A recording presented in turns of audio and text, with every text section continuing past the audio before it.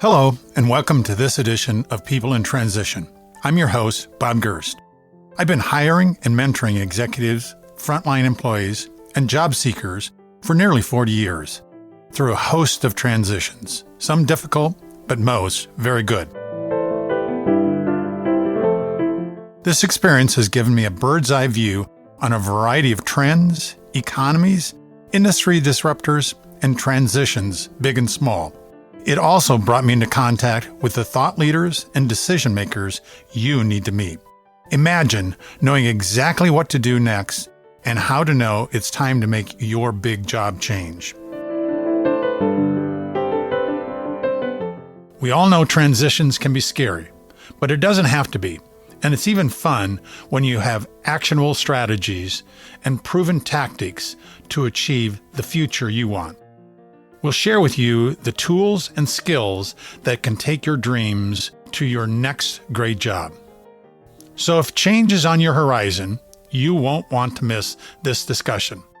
Also, please subscribe to this podcast so you won't miss any future episodes.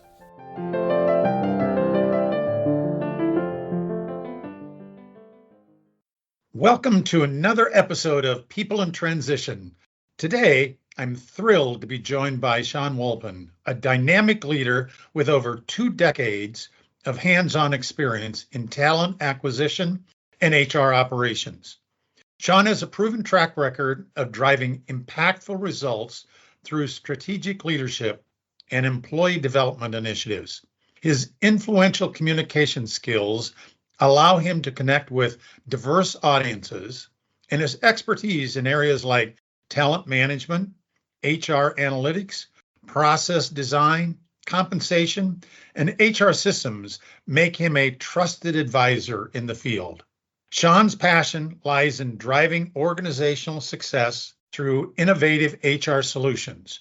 In this episode, we'll dive deep into his approach to recruitment strategy, problem solving, and process optimization, and learn how he's helping organizations unlock their full potential. I can't wait to explore Sean's journey, insights, and strategies for meaningful collaboration on a global scale. Good afternoon, and welcome to the show, Sean. Good afternoon, Bob. It's great to be here. Thank you. Sean, I want to start with my signature question that many of my listeners enjoy knowing about my guests. If you think back when you were a child, what was it that you wanted to be when you grew up? Such a great question. And like many children, I think initially I either wanted to be a policeman or a firefighter. I remember thinking that they were just the best things that anybody could do. And Sean, what were the transition moments that you experienced from that time as a child that you saw yourself wanting to be a policeman or a firefighter to where you're at today? I think like so many people, as we grow and have more experiences and have more information, you have the opportunity to start to recognize that, well, maybe that initial idea wasn't as great as I thought it was. And as I think I started to understand that, well, policemen sometimes put themselves in harm's way as well as firemen, I thought maybe that's not exactly what I wanted to do. I think for me, it's just as I became more aware of the world around me and the variety of things that people can do for work and careers, it certainly provided me the chance to think differently. And then that ultimately led me down the path of, focusing on human resources and helping people and their careers. Sean, let's start our questioning a little broader, if we could. What are you seeing as the most important trends job seekers should be aware of in today's job market? And how can they use this knowledge to help them stand out? I think that a very significant and important trend and a change in the workplace is the emergence of AI and how that's impacting almost every single job that's available on the market. AI is proving that it's very effective in helping to automate tasks, particularly kind of more binary tasks, simple tasks, and increasing the speed at which people can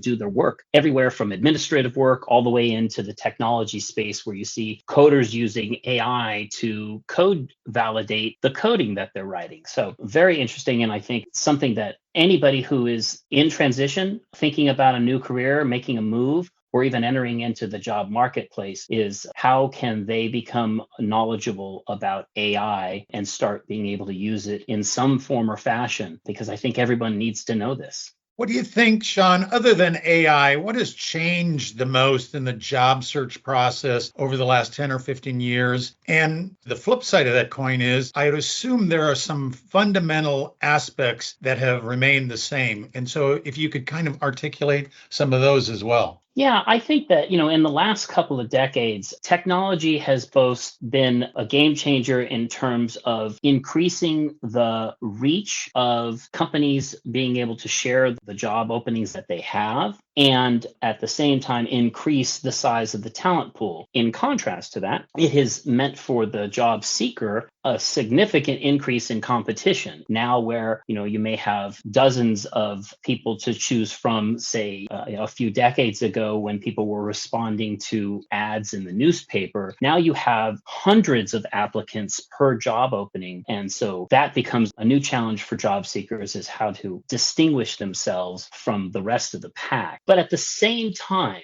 what hasn't changed is the need to be able to present oneself in a manner that's going to be interesting to an employer, both on paper and physically, when you do get that opportunity to meet with the company, either through a video interview or face to face. And the importance of being able to connect with others, networking in the context of the job search, I think is just as relevant as it was in the past, and will continue to be so, because at the end of the day, it's people making decisions and connections with other people that ultimately end up making the career opportunities exist, the solutions that those individuals get to then demonstrate in their jobs. I think the thing to remember is that it's still driven by people, and that's important. Sean, I know that many people today feel stuck in a job or a career that they feel is not fulfilling to them. Do you have any coaching or advice for someone who wants to make a career change, but they don't even know probably where to start? I come across this question quite often in a variety of forms. I'm fortunate enough to often get to speak with recent college grads, and then certainly in my day-to-day work in dealing with applicants. But I think that it all starts with some self-reflection and the importance of understanding one's values. And when you have an idea around those concepts, then you can start to look for how other opportunities might align with those values. Then that gives you a direction. Through that exposure, perhaps you'll see something that is interesting to you, and then you can start to contextualize what kind of skills that role requires that you may not have. You can then decide on whether or not you are willing to put in the effort to try to gain those skills. It may be something as simple as becoming more knowledgeable about the topic itself, or it could be as something as specific as learning a new software skill. But I think that it starts with understanding who you are and what you're about and what you might be aligned with, which will hopefully give some direction. Sean, I'd be curious what you're seeing regarding remote work and hybrid job opportunities, which is changing the landscape of recruiting and career development overall. And what should job seekers consider when they're looking for that more flexible work arrangement? This is an ever-changing topic, particularly if you follow some of the business periodicals and writings that are out there. Certainly, as we reflect back on the COVID timeframe and how suddenly everybody was a remote worker, and then companies embracing that concept. But I think you're starting to see a fair amount of companies starting to try to draw employees back to the office, and there's a reason for that. I think that in the spirit of collaboration face to face is, I think, ultimately a little bit more interesting than collaborating over a Zoom call. So that is something that I see as companies are shifting back to trying to bring employees back. But at the same time, they kind of let the genie out of the bottle, right? And so you have companies who have, office locations, but then have maybe equal splits of their employee population who are now remote. And so, what do you do with those people, particularly, when they're contributing and helping the business grow. So I think that as a job seeker, as someone who's thinking about maybe making a change, is that understanding that I think the shift is going to continue to try to come back to the office. And so that can also help someone think about what their next opportunity may be or where they want to focus their attention, maybe looking from a geography perspective of where they live, or if they have the opportunity to consider whether or not they would be willing to move for a job, something that obviously so many people do make that type of decision. So I think it's really important to think about it through that lens. Some people really believe in the spray and pray approach, just send my resume everywhere. Some believe that you should be more strategic and targeted and pick selected companies. But two-pronged question. What do you think about those two approaches? And if you use the more targeted approach, how can you do research on the company to help you in the applying for the position and potentially the interview because you understand that company and their needs better? I think it's interesting because I myself, earlier in my career, often did the kind of spray and pray approach when I was looking for a role and thought about it through the the numbers game will support me. If I put enough requests out there, then statistically somebody's going to respond to me. I'm a little bit older now and hopefully a little bit wiser, but certainly through the context of the work that I do, I don't really think that that's an effective approach at all, particularly given the sophistication of the world in general and what employers are looking from their talent. So I am a strong proponent for a more targeted approach. And within that targeted approach, it starts, I think, reflecting back to an answer a moment ago, is understanding yourself and your values so that you can use that as kind of a barometer to start to identify companies and or industries or specific types of work that interest you or that align with your values. And then when you get to that point where it's like, okay, that company is interesting to me, to your question specifically, Bob, the research obviously can be reviewing a company's website and getting to know all of the information that is being shared through that medium. Then through other mechanisms like LinkedIn and Glassdoor can start to give you insights both into a little bit more detail about what the company does and maybe how it's performing or things that they're doing, but also how their employees see the organization. And that can be really helpful. But absolutely, I think it's imperative that, whatever role that someone intends to perform or the kind of work that someone does when they're researching a company is to have a general understanding of how they're doing in their industry. You can do that through just some Google searching to get a better understanding of that. When an employer is interviewing a candidate, it's very impressive when a candidate can start to immediately articulate that understanding of the business, of what they do and what it may mean to that industry. And most hiring managers tend to look at that very favorably. So I think Google, the company's website, LinkedIn, Glassdoor, all really good resources to gain some really good and solid, useful information to be prepared to talk to a prospective employer. Sean, you talked about when you and I were younger, we may have used that spray and pray approach to applying for anything and everything and submitting our resumes either through snail mail or online. Whereas today, we recognize that networking is a vital part of our job search strategy. Can you talk about why that networking is so important and what are some of the effective ways that people can build up their professional network? Interesting enough is that just a few nights ago, myself and my colleague, my boss at Prodege, went and spoke at LMU, where my boss, her name is Lalita,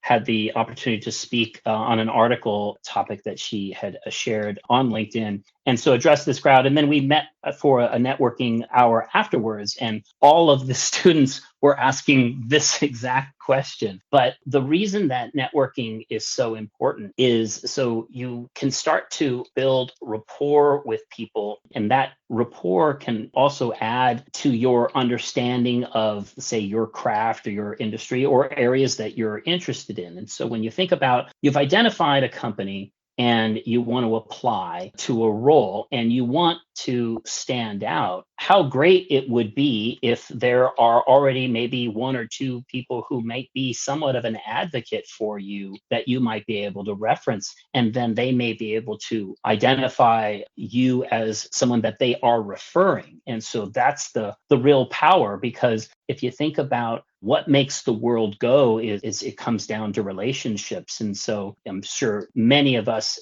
can cite many examples where you hear about someone that got an opportunity because they knew someone at that company or were recommended to that company. And so we establish here that so networking is a lot of value. So how do we go about that? I think it's as simple as one person at a time. One of the things that I like to talk to people about is it goes along with that research. So you've identified a company that interests you. And then if you're able to identify a person who does something in the space or the function that you're interested in, there's a great opportunity to reach out to that person and ask them if they would be interested in sharing more about what they do. I think it is probably a pretty widely known thing that people like to talk about themselves. They like to talk about what they do. And so I find that to be an incredible, easy icebreaker to reach out to someone and say, hey, I would love to learn more about what you do. Would you have 5-10 minutes to maybe share some insights and experiences? I find that to be very effective. And from there and that exchange of conversation, you can then build upon that. And that can then lead to that person either being a referral for you or someone that they can point you in another direction, say, hey, you might have some value in meeting this other person that I know. And that's how your network can start to grow. A lot of people think that because they're on LinkedIn and they're clicking on names and they're asking for connections, that that's networking. But that's not networking at all. Networking is when you actually make that connection to somebody and you have a conversation, you share ideas, and then they can become part of a more dynamic kind of network where once you get that job, maybe there's someone that you can reach out to and ask for insights on how to address problems that you're trying to solve. And most of the time, I find, particularly within my network, people are often very interested in trying to help someone figure something out. So I think that those things are very important. You've mentioned the importance of technology skills, certainly AI skills. Are there other skills that candidates should focus in on developing to help them stand out in today's job market? Well, I think that a general, strong knowledge of a variety of software applications. There's kind of the general knowledge of using the internet and software applications, but then within a particular function, or segment, there may be, very specific tools. If they're not tools that they are already using, that's again a byproduct of what they might get from their research. So they're looking into this role and they have been looking at a variety of companies that offer that role, and they may notice a commonality that they all use a particular software. So it's a great way to go, oh, I need to go learn that software. And often through sites like LinkedIn Learning, there can be courses that can even help someone, gain those skills. And sometimes they can be at very low cost. So they're not difficult to go to attempt to learn about. I think that in addition to software, I think that it's really important for people to remember that being able to speak well, to write well, and be articulate, it will never not be important. So let's not forget to focus on the basics, because it's amazing how many people I see, applicants, who are not paying attention to those attributes. And it makes it easy to move past them to go look at others. Let's talk a little bit about personal branding. And first of all, what does personal branding mean? And then secondly, what role might it play in the job search process? And then finally, does social media play a role as you're trying to develop that personal brand? When we think of branding, we often think about companies and products. You might think of when when someone says Coca-Cola, you have a brand impression about Coca-Cola or Apple or Tesla. But when you think about it in terms of can we brand ourselves, we absolutely can. And it starts again with what I mentioned earlier is having a vision for yourself, having a set of values. I often take people through an exercise where really quickly here, you imagine yourself, you're at your 80th birthday party and you've got your friends and family around you. And when they are passing the microphone around for people to talk about you, what is it that you would hope to hear in terms of how they would describe you? And that can become a barometer for how you want your brand to be reflected in everything that you do. And so if you understand who you are and what you're about and what you're trying to accomplish as a person, then you can mirror career opportunities and the type of work that you're doing along those lines. So now tying it back to the idea of your brand and how you present your brand. So clearly today, LinkedIn, probably one of the number one ways for you to be able to advertise your brand. And so it comes down to things like making sure that the information on your profile is accurate, that you have a good photo that represents what you're trying to show. There can be a variety of ways to present oneself. Maybe the picture of you at Lake Havasu having a great time may not be maybe the first choice that I would recommend to somebody, but you can present yourself very professionally or somewhat casually. But whatever you do, make sure that that image is consistent across the variety of profiles that you might have. So there are obviously many social media platforms that one might use, but if you're going to use it in the context of your professional profile, I would recommend that that image be consistent across all of those platforms. LinkedIn, again, provides a great opportunity to be able to not just share the last employment history that you have, but it gives you an opportunity to also add in skills that you've acquired. You can give a summary or a bio of yourself. And so again, all of that should kind of work together to tell a story of who you are and what you're about and what you do. And then that becomes a kind of a centerpiece in your efforts when you are going out there and trying to get the attention of a prospective employer. There's often a symmetry between your profile, say on LinkedIn, and the good old-fashioned resume. And so don't forget to make sure that those two things align. So like if you're presenting different jobs on your profile on LinkedIn than on your resume, that's a red flag. A prospective employer is going to identify that pretty quickly. So that information should align. In addition to that, and something that I found to be really useful and certainly a component of the way that I actually search for candidates is through making sure that certain keywords are in your profile. And those keywords should be reflective of the types of work that you do. So I often advise people to really pay attention to the job descriptions of the roles that they are looking to get a job in, and make sure that some of those key words in that job description are reflected in their own profile and resume. Again, this should be truthful, so it's not like you just want to add a bunch of stuff just for the sake of getting someone's attention, but making sure that you're curating that information so that there's a match, because everybody should know that's how professional recruiters are looking for talent. When they're searching through LinkedIn and other means, they're often doing keyword searches and looking for that match. You tie it all together and you can call it personal or professional branding, but you want to make sure that there's good alignment and symmetry between all of those profiles that you might have and ultimately your resume. And the last piece I'd say on this is that it's okay to have a couple of different versions of your resume that might be more tailored to a particular job. Say like there's a variety of roles that you're going after. If you can tailor the work that you have done to highlight the kinds of either experiences or tasks or accomplishments that may be in alignment with that new role that you're looking for,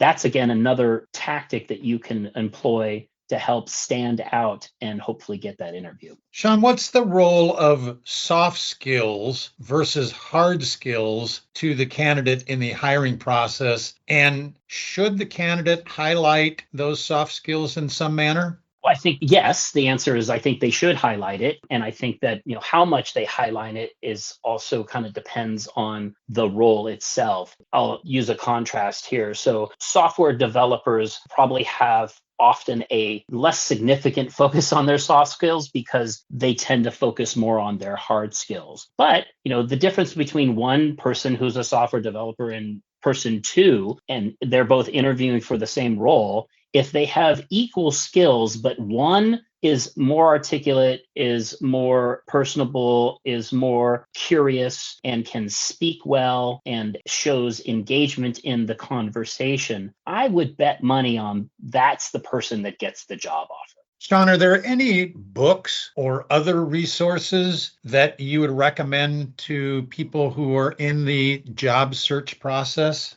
Yeah, there's a couple of books that I think are pretty useful in this context. I'm a big fan of Brené Brown. There's a book called Dare to Lead. This book focuses on leadership, vulnerability, and courage. And I think it's a great source for someone looking to kind of hone their emotional intelligence. That's a really important concept in the workplace, is emotional intelligence. And this book is, I think, really insightful. One of my favorite books is by Simon Sinek. It's Start With Why. It's about identifying purpose. So why are you going to do something? What is it that you want to get from it? And when you put it in the context of someone who's looking for a job, I think that the insights that Simon provides can be really helpful in helping somebody really be prepared to go out and get that next role. Those are probably two that are top of mind. I think there's probably a classic or two that are still really worth spending some time with. What Color is Your Parachute by Richard Olds. There's a book called The 2-Hour Job Search by Steve Dalton. Kind of offers kind of a structured, efficient approach to networking and job hunting. So it'll touch on some of the things that we just spoke about a moment ago. Sean, we've covered so much great information today, so many good recruiting strategies. If our listeners only remember 3 things, what are the 3 things you want them to take away? Do the work and be active in your career search. Avoid the spray and pray of applying to 1,000 jobs. Focus on your values, what you're about, and make sure that you're aligning that to the opportunities that you're seeking out, and align your brand. Whatever mechanisms you're using to present yourself, make sure that they're connected. And I think everybody should spend some time getting to know AI because it's touching every job that's out there. Sean, I didn't say this at the beginning, but you and I go back years, if not decades, and I always learn something from you every time that we touch base. Today was no exception. Thank you so much for your time. It's been great connecting again with you, Bob, and the compliment right back to you. Much of what I do, I learned from you, so thank you.